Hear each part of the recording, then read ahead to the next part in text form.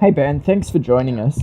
thank you. Could you just tell us a little bit about yourself and where you're from and your church and your role within the Soma church movement in the States and Yeah, particularly that with church planting? yeah. So first of all, I'm honored to be with you on Simple Church Day 2019. As you're watching this, I'm asleep because I'm a few hours behind you. But I was honored to be asked by Darryl and to get to sit down and record some of this teaching conversation that we're going to have. And between recording this in January and today, as you're seeing this, know that I have been praying consistently for you that God would produce far more fruit and teach you better than a few moments of video conversation between Australia and America could. So that's been my prayer for you, and I'm honored to virtually be with you today. But yeah, my name is Ben, and I planted the City Church in Fort Worth, Texas in 2009. Um, I perpetuate a Texas stereotype. I grew up on a farm and had horses and paid for college, paid for my university years by selling livestock and accruing a few funds that way. So I can do nothing but perpetuate the stereotype that most people have of Texans. So that's me. I have a wife named Jessica. She's amazing. We have 3 kids and are also honored to host some short-term foster kiddos who come through our house for a few weeks at a time every year. So, the church that we started echoes what I understand to be true of some of the simple church principles. Some of you may be familiar with a network in North America and with some influence beyond called Soma. Um, Soma is a network of churches, a family of churches made up of what we call missional communities, which are essentially, I mean, take the labels off, somewhat familiar with what I understand you guys are doing by God's grace. And that's that we have different pockets of God's people in different neighborhoods or serving with different ministries or organizations, trying to bless the city, trying to actually carry out God's mission to love our neighbors and serve our cities. We believe that discipleship can't happen alone, that most of it happens in relationships with people who know you, who know, I'll say me, who know me well enough to know my areas of sin and weakness and can come alongside me. And so community and mission come together for ongoing discipleship. Um, and for the last few years, I've gotten to also help lead church planting for Soma North America, which is simply saying that I, along with my wife and a small team of folks, are honored to get to come alongside individual churches and provide some training and equipping for new churches of missional communities to be started here in the States. And God willing, and we've gotten to see seeds of this start to happen around the world as well.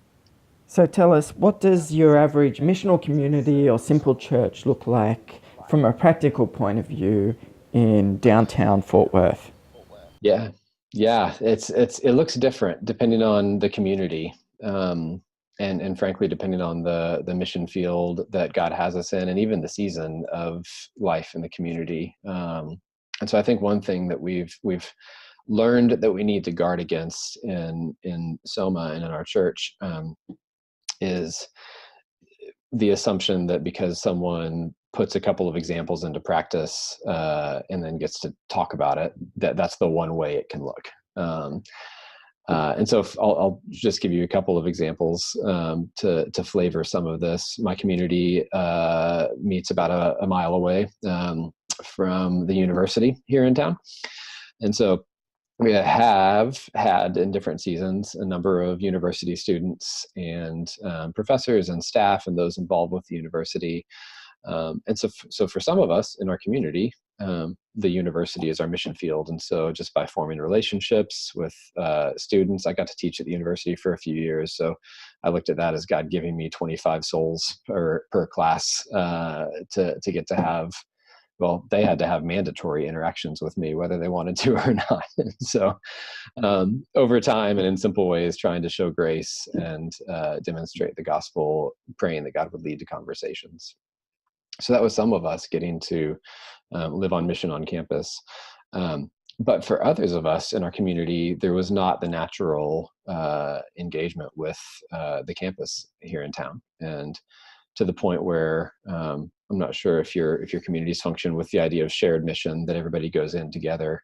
Um, but we could not have one shared mission specifically on campus, because if some of our community walked onto campus, they would be understandably asked to leave by security because they had no natural reason to be there. Um, and so what mission looks like for us is some of us in the neighborhood are doing our best to prayerfully engage and meet and have meaningful relationships with our neighbors. And some of us are doing that at the university.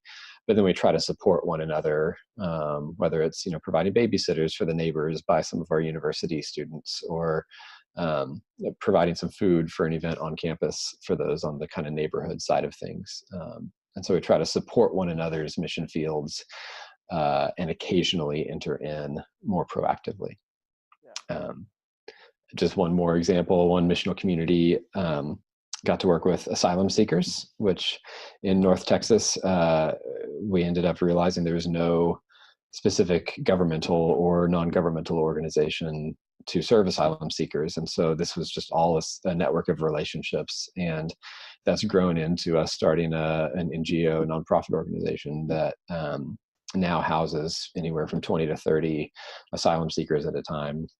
And so now we have several communities who rally around that, because as you can imagine, the helping provide for and transport and pour into on every level, English, spirituality, things like this, it takes way more work sometimes than 8, 10, 12 people in one community can handle. So there's a couple of glimpses to answer your question, Darryl.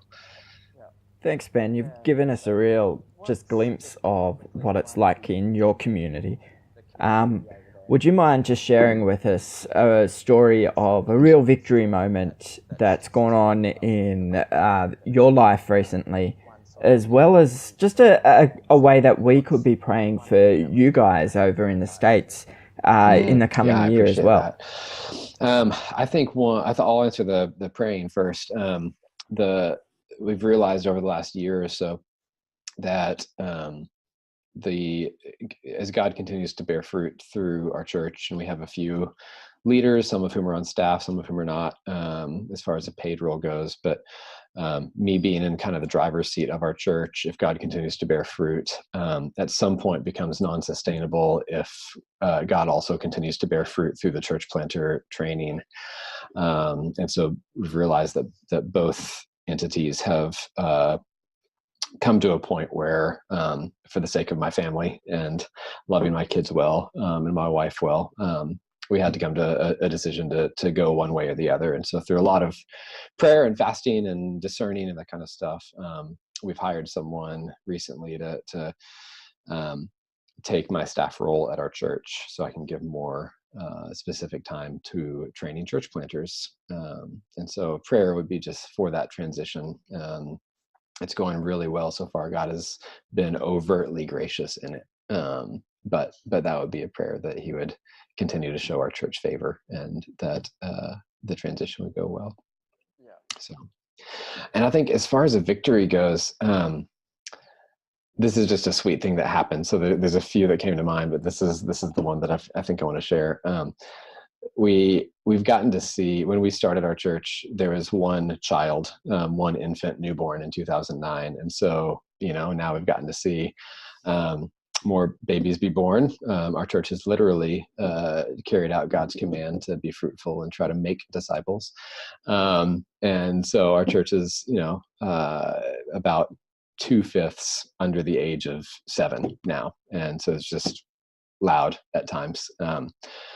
But when we gather on Sundays, the different communities will play a part in serving the kids. And I know different churches have different philosophies. For us, there's an opportunity for parents to keep kids with during those larger gatherings when we all come together for those specific types of worship, or they could have different communities watch. And on the same day, a few weeks ago, we got to baptize four they were all young girls, all 10 and under.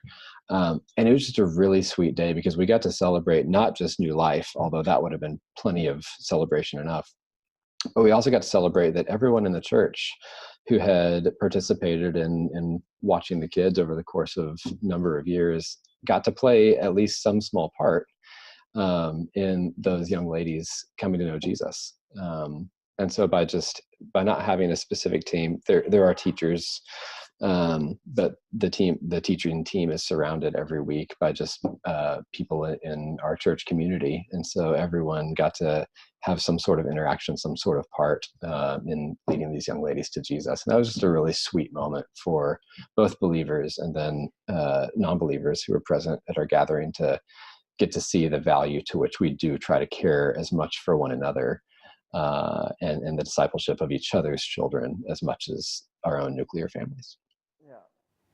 Hey, Ben, that's such a great story. But I got to ask you, just running with the whole theme of the Texas stereotype that you've got going on, can you just share with us how you baptize these girls? Because I actually know the answer to this. What you Yeah, use. thanks, Darryl. I appreciate that. We baptize them in a water trough. So we don't own the building that we meet in on Sundays. It's part of our church's conviction. We'd rather pour some money back into an arts organization than use their building. But because of that, they don't have a baptismal. And so we haul out an aluminum water trough and fill it with water. And why not? We all shout yeehaw and what have you as we witness life change. So yeah, you set me up for that one, brother.